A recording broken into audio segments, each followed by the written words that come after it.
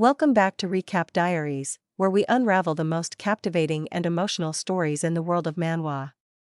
Today, we embark on a journey into a tale of fate, rejection, and survival, where a child's very existence is seen as a curse. Before we step into the present, we must first uncover the past.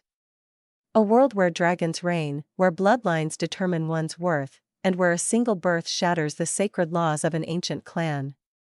This is where our story truly begins. For centuries, the dragon clans have lived by an unshakable truth: dragons, who live for 1,000 years, can only conceive a child with a partner bound to them by true love. Each dragonborn child is seen as a miracle, a living testament to a bond that transcends time, but not all births are welcomed as blessings. Among the revered Black Knight dragons, an unforeseen tragedy unfolded. A powerful dragon, once respected by her clan, gave birth to a child that defied the natural order. Instead of a dragon, the newborn was human, an abomination in the eyes of the clan. Worse yet, its father was a mere human, a being unworthy of a dragon's love. Fate was cruel. As punishment for her forbidden union, the mother was struck by a powerful curse, forcing her to part ways with her child far too soon. Left behind, the child had no one, not a mother's warmth, nor a father's protection. Only the cold, unforgiving judgment of the Black Knight clan awaited. A half-human, half-dragon was an existence that should have never come to be. From the very beginning, the child was met with nothing but contempt. The striking blue eyes, so unlike the rest of the clan, were seen as unnatural, an unsettling reminder of the impurity that ran through its veins. Whispers of discontent spread like wildfire. The elders feared the consequences of its existence, believing that if the other dragon clans discovered the truth, it would bring disgrace upon them all. Rejected by its kin, despised for the blood that ran through its veins, the child endured relentless scorn. It was treated as an outcast, forced to withstand cruelty from those who refused to acknowledge its existence. Days passed in suffering, each one more unbearable than the last. Weaker than its dragonborn peers, the child could do nothing but endure. Running away was impossible. Beyond the clan's territory lay a dangerous world filled with unknown threats.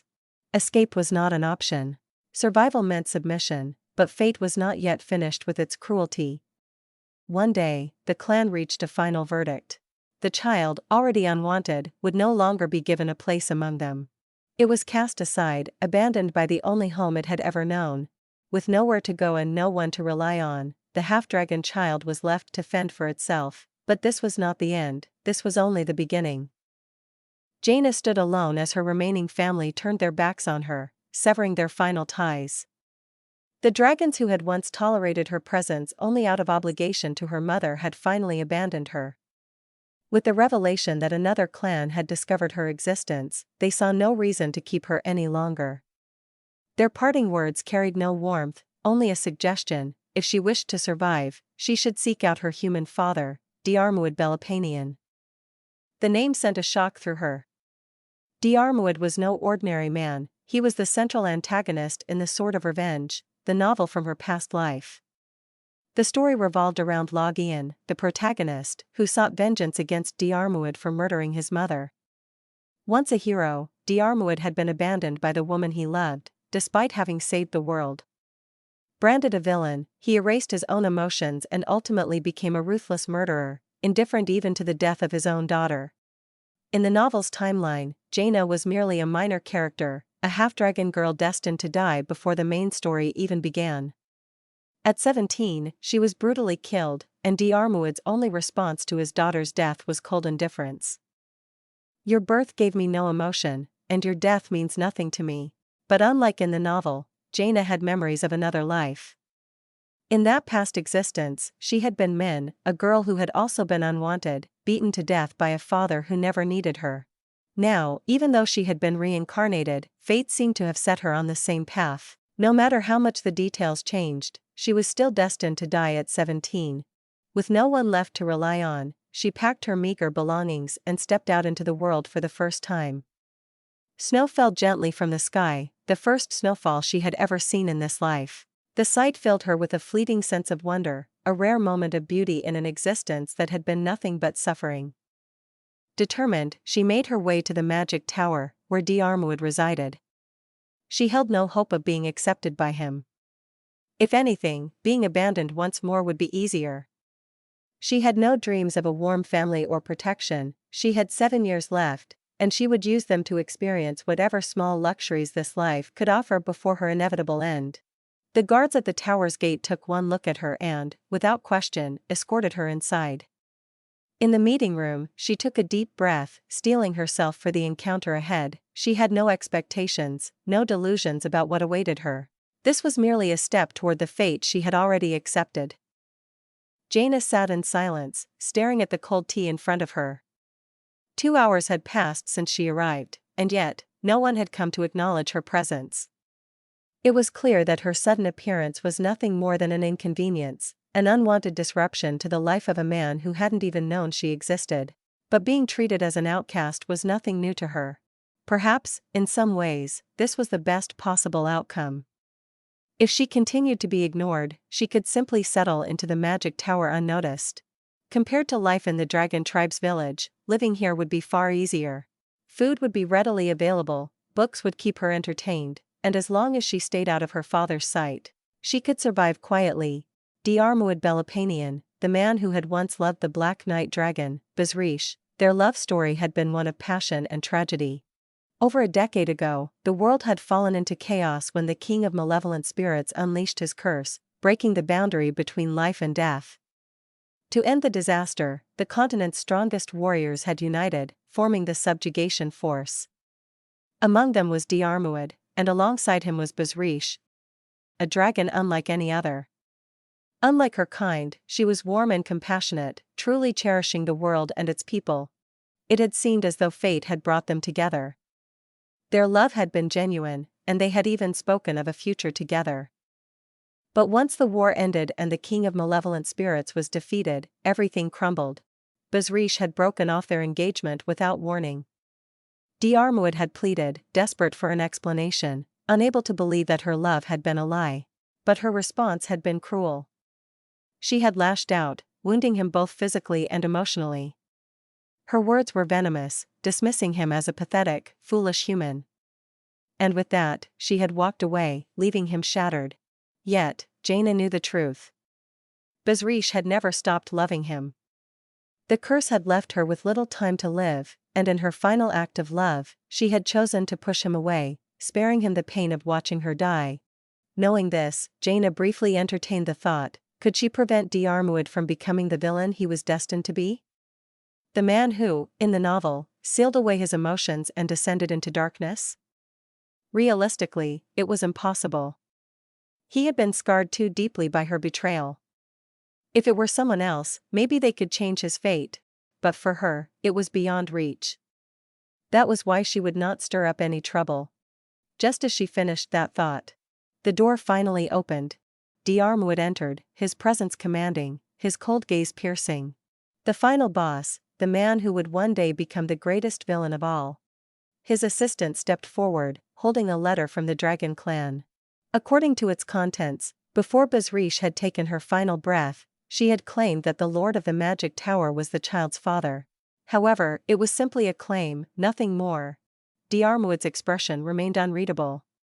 He reached out, gripping Jaina's face, studying her features closely. For a brief moment, she tensed, uncertain of his intentions. Was he planning to kill her right here and now? But instead, he merely observed her. His words were indifferent. She certainly does resemble her mother. Yet, there was nothing in his voice that suggested warmth or recognition. His blue eyes, so much like her own, held no emotion. Then, with a scoff, he released her. Blue eyes alone prove nothing, he declared. His voice carried only disdain as he dismissed the very notion that she could be his daughter. Bazrish despised me. She would never have borne my child. With those final words, he turned and walked away, refusing to hear another word. Jaina remained still, unshaken by his rejection. As she had expected, Diarmuid refused to acknowledge her. And if her predictions were correct, then next, a sigh broke the silence. Diarmuid's assistant, a blond man who had remained passive throughout the exchange, ran a hand through his hair, clearly annoyed by the situation. With a smirk, he leaned forward, studying the girl before him. the Lord of the Magic Tower left without saying a word, he mused. Which means all decisions from here on out are mine to make. His smirk widened as he regarded Jaina. Now then, he said, amusement lacing his voice. What should I do with you, little one? Michael Belopanian, at the young age of 18, was already a formidable presence in the Magic Tower. In the novel The Sword of Revenge, he was destined to become the loyal confidant of the final boss, Diarmuid, and play a crucial role in his uncle's descent into darkness. A genius magician with an unrivaled talent, Michael had dedicated his life to magic after losing his parents at an early age. His obsession with achievements had shaped his cold and twisted personality, making him feared by many. When faced with Jaina, he regarded her with amusement, toying with the idea of how best to deal with the child standing before him. Yet, to his surprise, Jaina remained completely unshaken. She did not flinch under his scrutiny, nor did she show any sign of fear. Instead, she simply sipped her tea with an air of indifference, as if his words held no weight. Michael, momentarily thrown off by her unexpected reaction, decided to test her further. He taunted her, attempting to provoke a response by reminding her of the rejection she had just faced from Diarmuid. He introduced himself as her cousin and warned her about the ways to survive in the Magic Tower. Yet, when he addressed her by the name Ashreed, she calmly corrected him. She explained that Ashreed was a name given to her by relatives who disapproved of her original name for being too human. Her true name was Jaina, and she preferred to be called that. Michael scoffed at the idea of her having two names, questioning what would happen if he refused to call her by the one she preferred. Her answer was simple: if he insisted, she wouldn't argue. This lack of reaction only further irritated Michael. No matter how much he tried to unsettle her, she remained unaffected, her composure unwavering. Frustrated, he decided to distract himself by giving her a tour of the Magic Tower. As they walked through the corridors, Jaina was quick to notice the strange shifting of the seasons through the windows. Just moments ago, it had been snowing, yet now one window displayed a lush spring landscape. She marveled at the magic surrounding her, momentarily captivated by its mysteries. Michael, unimpressed by her wonder, impatiently urged her to keep up, warning her of the dangers of getting lost in the ever-changing structure of the tower. With a snap of his fingers, the weather within their space shifted once again, snowflakes gently falling from the ceiling. It was a subtle demonstration of his control over the environment, a reminder of just how easily one could lose their way. Despite his attempt to intimidate her, Jaina remained unfazed. Had she not carried memories from a past life, she might have reveled in the idea of having family, even one as troublesome as Michael. But reality was different. She had never truly been welcomed anywhere. She did not belong. Her only goal was to enjoy small luxuries, nothing more. Their tour led them to the grand dining hall of the Magic Tower. The sight of the vast banquet before her momentarily stunned Jaina. Tables were filled with an abundance of food, far more than she had ever imagined. For the first time, she wondered if being abandoned by the Dragon Clan had been a blessing in disguise. Meanwhile, the presence of a child in the tower quickly drew the attention of the mages dining there. Whispers filled the room as they observed Jaina standing beside Michael, their curiosity evident. However, before any of them could question her further, Michael silenced them with a single sharp glare. The tension dissipated instantly as the mages hastily turned back to their meals, unwilling to test his temper. Jaina, taking advantage of the moment, made her way toward the food. Without hesitation, she reached for a handful of bread, eager to finally satisfy her hunger. Michael, ever observant, immediately took notice. He criticized her for using her hands instead of the provided utensils, remarking on how even the noble Dragon Clan seemed to lack knowledge of basic human customs. She dismissed his concerns, insisting she could handle herself. However, Michael, never one to let a moment pass without a challenge, retorted that he must be bothering her, that perhaps she looked down on humans like him. Jaina found him exhausting to deal with, but she had no desire to argue further. Instead, she focused on her meal. Michael, in turn, casually mentioned a rule of the Magic Tower's dining hall: leaving food uneaten was strictly forbidden. Everything on one's plate had to be finished. As Jaina took her first bite, something unexpected happened. Her eyes widened. The taste of the bread was unlike anything she had ever experienced. Warm, soft, and rich in flavor, It was a simple yet overwhelming pleasure. Michael, still watching her, noticed her expression shift. At first, he thought she was merely surprised, but then he saw the slight trembling of her hands, the way her lips pressed together as if trying to hold something back. And then, to his disbelief, a tear slid down her cheek. For the first time since their encounter, Michael hesitated. He hadn't expected this. Jaina, the child who had remained so composed, so unshaken by his taunts, was now crying over a piece of bread. Jaina continued to eat, savoring the warm, freshly baked bread in front of her. Its flavor was unlike anything she had ever tasted before, filling a void she hadn't even realized was there. It wasn't just the taste that overwhelmed her, it was the simple fact that she could eat freely, without judgment or restriction. Michael, observing her closely, couldn't ignore the fact that she had been crying. He was certain of what he had seen, though Jaina stubbornly denied it. Confused, he wondered if something had upset her, perhaps someone had bullied her in the brief moment he wasn't paying attention. His mind raced for an explanation. Could it be that there was something strange about the bread? Was it spicy? Was there something in it that could cause tears? Yet, Jaina brushed off his concerns, only asking if she could eat more. Michael, still puzzled, gave his permission, though he couldn't shake his curiosity about what had caused such a reaction. To his increasing astonishment, Jaina devoured bread after bread, seemingly never getting full. Her small frame didn't match the sheer amount of food she was consuming. Unable to contain his surprise, Michael cast a soundproofing spell around them before questioning how a child her size could eat so much. Jaina nonchalantly explained that she wasn't human but a dragon, at least, half of one. In her original form, she weighed several hundred kilograms, so naturally, she required a large amount of sustenance. It was only logical that she should eat this much every day. Yet, her life before coming here had been far from ideal. In the Dragon Clan's town, despite technically being under someone's custody, she had been left to fend for herself.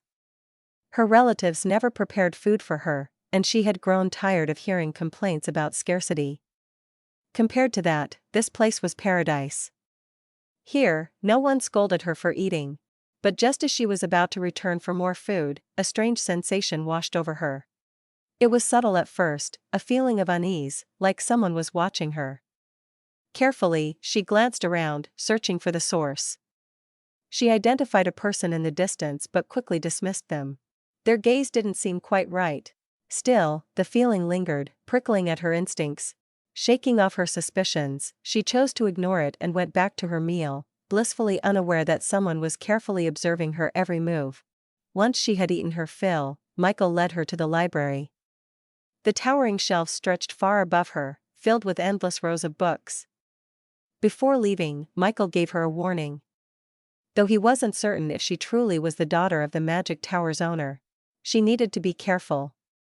Dragons were incredibly valuable to humans. Legend spoke of the first elixir being made with dragon's blood, and the sacred sword passed down through the temple was said to be forged from dragon bone. While adult dragons were nearly impossible to hunt, young ones were far more vulnerable, hence why dragon clans fiercely protected their young. Jaina, however, had no guardian. Michael cautioned her that, in a place like the Magic Tower, there were individuals who wouldn't hesitate to take advantage of such an opportunity. If she let her guard down, she could easily become a target. Yet, Jaina only accepted his warning with a calm acknowledgement. It was simply the reality of her existence, one she had long come to terms with. Despite her nonchalant response, she took a moment to sincerely thank Michael for his concern. Her bright smile caught him off guard. For a moment, Michael froze, his expression softening slightly before he quickly shook himself out of it. Embarrassed, he snapped back, denying any concern for her well-being and ordering her not to do anything reckless while he was gone. Jaina watched him leave with mild amusement before turning her attention to the vast collection of books. Excitement bubbled inside her. She wanted to take advantage of this opportunity to study magic.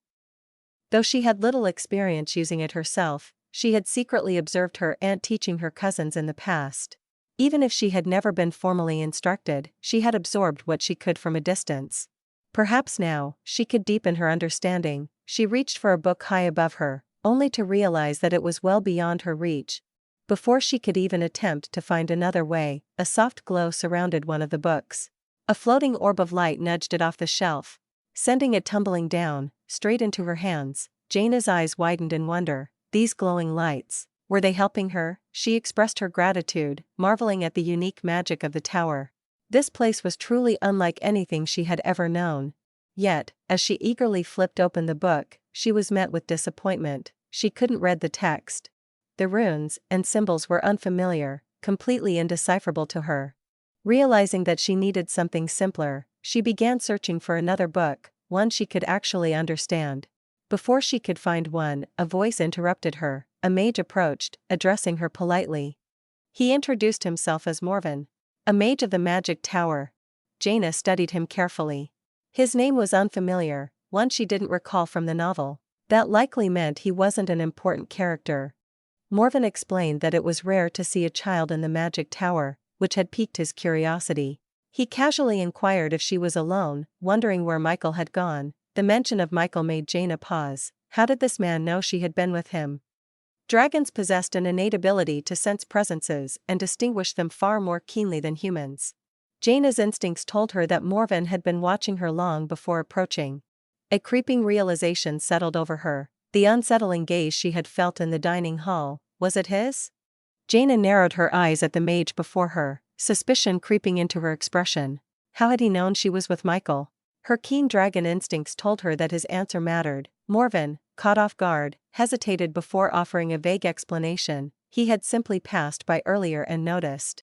He then quickly changed the subject, warning her about the dangers of staying in the magic tower alone, especially during the research submission period. Jaina immediately recognized the term. She had read about this setting in The Sword of Revenge. Every mage in the tower was required to present their research results. Failure to do so, or failing to meet expectations, meant immediate expulsion. Under Diarmuid's strict meritocratic rule, the magic tower was a ruthless place, especially during this period when tensions ran high. She recalled Michael's warning, dragons are valuable materials for humans. Her presence here, as an unguarded young dragon, was unusual and potentially dangerous. Even if Morven acted friendly, his sudden interest in her still felt suspicious. Morven, unfazed by her silence, pressed her to leave the library with him, but Jaina refused, keeping a bright, innocent smile as she declared that she would wait for Michael to return.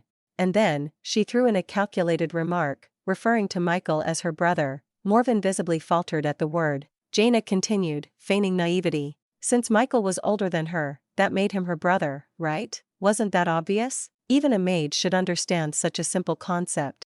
Morven stammered, clearly thrown off, but before he could formulate a response, irritated voices rose around them. Other mages, deep in their research, grew frustrated at the commotion. Flustered, Morven quickly apologized and tried once more to coax Jaina outside, but she ignored him completely. The irritation in the room only grew. Eventually, Morven was forced to retreat, clicking his tongue in frustration as he left. Jaina simply watched him go. She had lived in dangerous situations for as long as she could remember. A place like this was nothing new. She would wait right where she was, just as she had planned. As night fell, a servant escorted Jaina to her designated room. The servant hesitated at the doorway, concern evident in her expression. The room was nothing more than a storage area used by the staff, hardly a proper place for a young girl to stay. She voiced her worries, but Jaina only reassured her with a confident smile. She was stronger than she looked. Even as the maid remained reluctant, Jaina insisted that it was fine. After all, Michael had personally chosen this place for her. She recalled his smirking face as he had given the order. Live here. If you don't like it, why don't you become a powerful figure yourself? The memory made her sigh. The servant, finally conceding, asked if there was anything else Jaina needed. Without hesitation, Jaina requested a single blanket. That was more than enough. The maid, looking somewhat guilty, rushed off to fulfill the request. Jaina, left alone, thought back to her earlier conversation with Michael. He had explained that her room was in the annex, away from the central tower. The Lord of the Magic Tower was unlikely to approve of her presence, and staying in the main building would only aggravate him further. The annex, while old, would provide her with a quieter and more comfortable space. Jaina had asked hesitantly if she was truly allowed to stay. Michael had given a casual yet definitive answer. Since he had the authority to handle her situation, he would allow it. He found the opportunity to observe a dragon up close too rare to pass up. Jaina had barely contained her excitement at the confirmation, overwhelmed by the reality of her situation. A life in the magic tower, it wasn't just about safety. Here, she could eat as much as she wanted. She could read books she had only ever dreamed of. There were no cruel relatives to deal with, no loneliness gnawing at her. For the first time, she allowed herself to think, if I could live like this until the end of my days, how wonderful would that be? When the servant returned, she brought far more than a simple blanket. Instead, she placed a large, soft, and incredibly warm one into Jaina's hands. Jaina blinked in surprise. The servant, still feeling guilty, offered to bring anything else Jaina needed. Jaina simply shook her head. The blanket was already far more than she had expected. As she curled up in the warmth, her tail slipped out unconsciously. This was the first time she had ever had a room with a proper bed. Her decision to come to the magic tower had been the right one. Satisfied and safe, Jaina allowed herself to drift into peaceful sleep. Morning arrived, and Jaina found herself in the dining hall, savoring her breakfast. A piece of bread was between her lips as she carefully opened a jar of jam. Michael approached with his usual smirk. "Did you sleep well last night, brat?" Jaina ignored him, focusing on spreading the jam. Unbothered, Michael continued, throwing a casual remark her way. The room she had slept in was rumored to be haunted. Apparently, a mage had once passed by and Jaina didn't need to hear the rest. She immediately understood why Michael was here so early. He was here to tease her. Without missing a beat, she responded that she was quite fond of dark places, much like caves. Michael raised an eyebrow. Wasn't she afraid of ghosts? Jaina, completely unfazed, simply stated that living people were far scarier than the dead. Her words, combined with the sight of her holding the jam spreader stained with a deep red color, made Michael pause. Lowering his voice, he activated a soundproofing spell once again. Then, shaking his head, he muttered that she wasn't just mature, she was downright strange. Were all dragons like this? But before he could ask anything further, Jaina turned the conversation on him. With a teasing glint in her eyes, she asked if all chaste people were like him. Michael instantly choked. Jaina tilted her head. Had she said something strange? Michael, still reeling, demanded to know why she had addressed him as Michael-sama. Jaina, confused, asked if that was incorrect. Michael spluttered, clearly flustered. She couldn't call him her brother, but... Before he could find a suitable title, a new voice interrupted their exchange. A silver-haired woman approached them, her presence completely unnoticed until now. With an air of amusement, she gently caressed Jaina's face. Jaina stiffened. She had never even sensed this woman's approach. The woman smiled. The lady said she really liked dragons. Jaina's instincts screamed at her. Who was this person?